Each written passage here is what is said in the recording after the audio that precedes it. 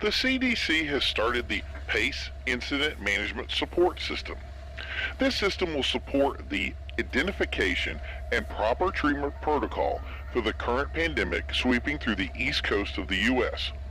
The World Health Organization has offered its support, stating addressing a forward-thinking program that will identify and assess key needs for those within affected areas will be the linchpin to properly containing the disease and preventing its spread, as well as providing information to those within these areas which can only assist in that goal. Members of the CDC team are already on the ground in Atlanta, Georgia, and it's presumed they will also be arriving in the northern states within the next 12 hours in key areas and begin to share information with the public on proper protocol and treatment. At this time, they repeat that avoidance is the primary method to prevent the illness, that avoiding anyone who is sick is the only real way to deal with this outbreak at this time. Many critics have stated that what was originally thought as a quick solution has created a lackluster response and that the rulebook has officially been thrown out. This could clarify that the situation is more dire than first surmised. At this time, we've received no clear assessment of how the illness is spread or how it originates. The initial concern was based on a drug interaction that could possibly spread something similar to rabies, but the narrative has not been mentioned as part of the prior few announcements. One of the biggest concerns to news and media sources is the sheer amount of information that has been submitted regarding the events now headed into their first 24 hours. From citizens being warned to avoid public water systems, over-the-counter medications, to extremes such as fentanyl and heroin interactions, or the concept that the infected are dead and have been reanimated in some unknown way. The CDC has stressed the need to deter spread of possible misinformation, and media platforms have taken some action, but they admit they cannot contain all of it. It has also been difficult for news, political representatives, and health officials to address all the information being received. What originally resulted in power and phone outages in some areas was quickly reconciled as power returned with a flood of new reports that quickly became overwhelming and difficult to verify. There is also the concern by those living in affected areas that these problems could return or persist, further hampering the knowledge about what to do next. Simple instructions of using small radios has been insufficient in the eyes of the populace. We've seen in the last few hours a mobilization of National Guard forces to capital centers in Atlanta proper and Harrisburg, Pennsylvania, to attempt to create a uniformed response. While these areas are escalating, areas like New York and Chicago are informing residents that they have the situation well in hand and that concerns are more minor than what the news sources have reported, and the citizens should not overreact. Psychologists have risen concerns over what they're calling toxic reactions fueled by hyperbolic reports that could lead to hysteria, that the situation is not as high a priority as it's being reported. They explain this as hearing similar news over and over and prescribing it to different areas could present a narrative of larger scale. We've seen this many times in media, one professor at Harvard stated, like War of the Worlds, information is repeated by many sources, and there is an assumption that the scenario is all-encompassing, when in reality the situation is localized, he said. This concept of hysteria is not far-fetched, and unlike an attack by a single known attacker, multiple infected could potentially force repeated reports of attacks that could, for many, seem to be encompassing without linking back to the original story, making it seem much more serious. With some channels now saying they intend to cover these events 24/7 until they are resolved, it could only serve to exacerbate an already tumultuous situation. This hyperbolic thinking would seem to be endorsed by on-scene reporters who have conveyed they've seen little or no activity, shelters empty, and some have never even seen an infected person, questioning why the need for any lockdown. They added that the more intense an event is, the more opportunity for it to become hysteric. The need to avoid the illness becomes paramount. In truth, a viral response is more concerning than the infection itself. This could lead to an increase in calls to first responders that leave them stretched beyond the staff capabilities and responses to events that simply don't exist. This has also explained the increase of security in some areas to deter vandalism and looting, where citizens have been asked to close their doors and stay home to avoid possible danger. Break-ins and alarms across Pittsburgh have increased. Citizens are already asking to lift any stay-at-home orders, which could identify that people are seeing little activity and would like to go back to work protecting their livelihood. Officials say that even with this information that they should take each step slowly and calculated to limit risk to citizens. That even if these reports are hyperbolic, that the reaction could still be a concern. Citizens in many areas have gone to arming themselves to defending against would-be attackers and are not well trained to identify sick persons with symptoms mimicking other illnesses, creating a potentially problematic reaction. Giving time to return to a normal schedule means understanding the full effects of the illness. The area that it involves and an increase in knowledge allows a better, more controlled response by all involved and avoids hysteria. Hotlines in these areas have been set up to help those that have been affected by anxiety or stress by providing psychological support while reinforcing that information will be relayed to the news stations as it becomes available. This is why it's so important to make sure you are kept up to date on any news, official or otherwise, with the goal to verify anything we receive to make sure that you are made aware of the accurate information.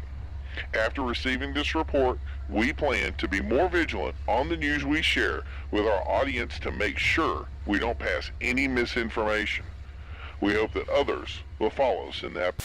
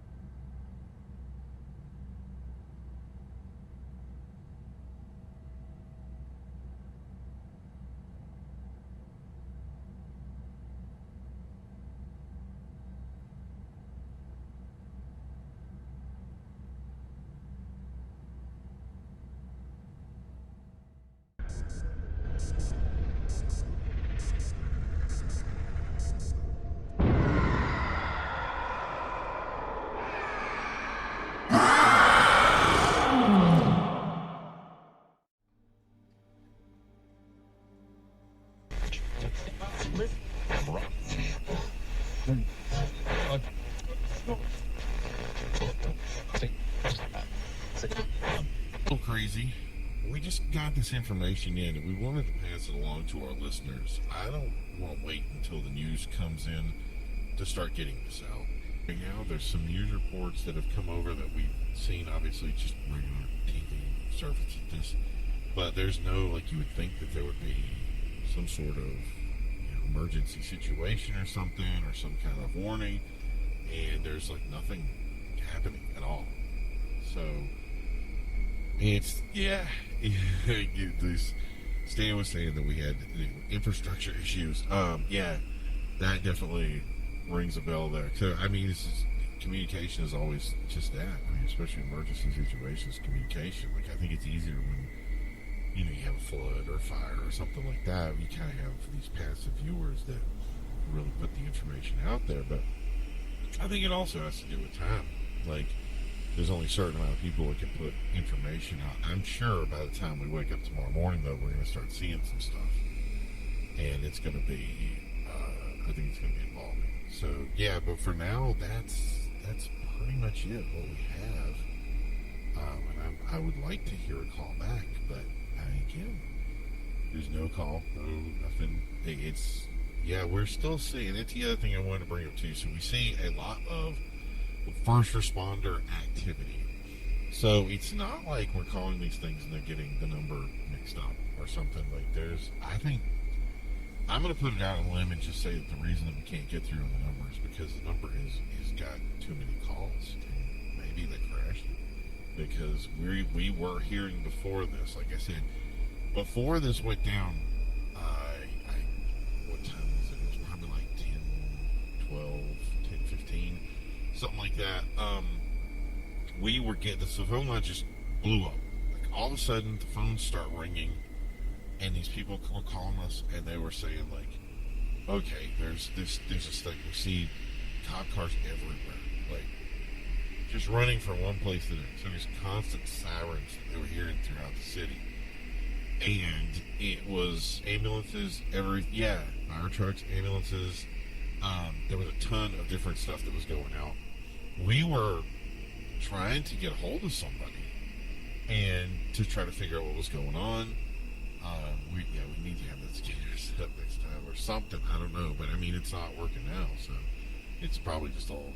But that was the thing is they were so busy, thing was flowing. People were asking us what was wrong because they were saying, and the wording was towards the end there. Correct me if I'm wrong here, but they started saying the reason they were doing it is because they were trying to call and get information, and they could not get through then. And then all of a sudden it went down. So you're having, so you can get a dial tone on the phone, you just pick it up and start ringing, and nothing. Like it's just busy. And we did get, the cell phone came through a couple of minutes ago saying that something had come through and that people were, that the situation was still ongoing. He kind of gave us a review. I had a friend call and give us a review of what was going on.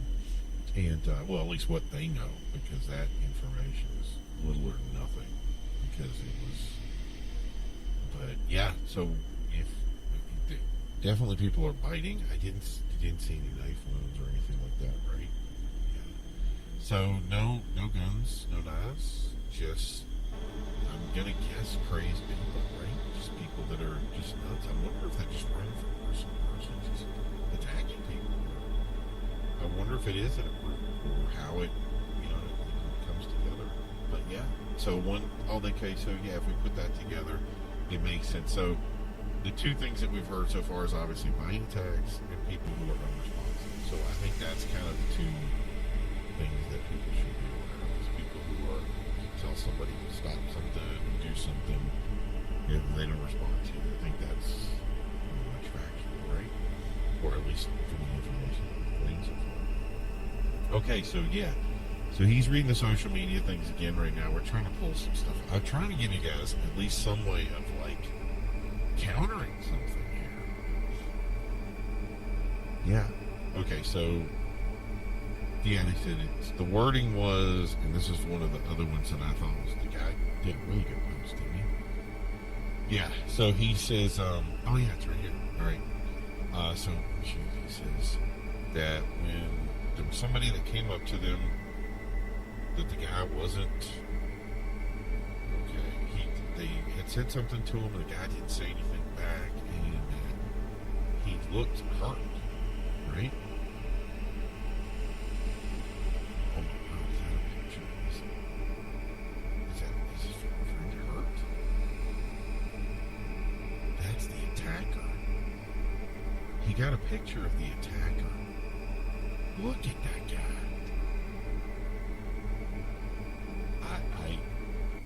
Okay, so there's a picture of this attacker that we're seeing on this Twitter post right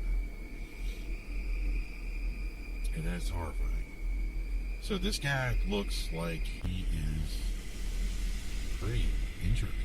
I mean, you'd say, right? That he does not look healthy. And, the guy he's in like what will used to be a white shirt, like looks like a dress shirt, almost like slacks, and he looks like he has some serious eye damage, and that he's got one blood covering most of his face here, and he does not look healthy. And they're saying that this is the guy that attacked it, that he grabbed his friend, pulled him down, and bit his arm pretty badly. So that looks in that is a super deep bite. Like that looks vindictive to me. That doesn't look like somebody that just came by passively and said something's up, right? So yeah, that looks like something. That looks like something's going. So okay, so we're starting to get reports now. Okay, look at that special report. Okay, so we're starting to see some stuff come in right now, and it looks like the same kind of reporting. They do have some people that's on scene. This is on the news. It came up just now that they're having a special report that there are people out there that are attacking other people, and that's wow. That took a while, didn't it? I think I want to say it took longer than it should have to get some information up. But that's it. They just said, be careful, people out there, which I can appreciate that. But yeah, for now, like I said, from any information I've seen, just keep your eye out there and see what's up in social media or whatever. Just put it out there. Just everybody be careful. Like, we love you guys. And yeah, we'll talk to you soon. You guys have a great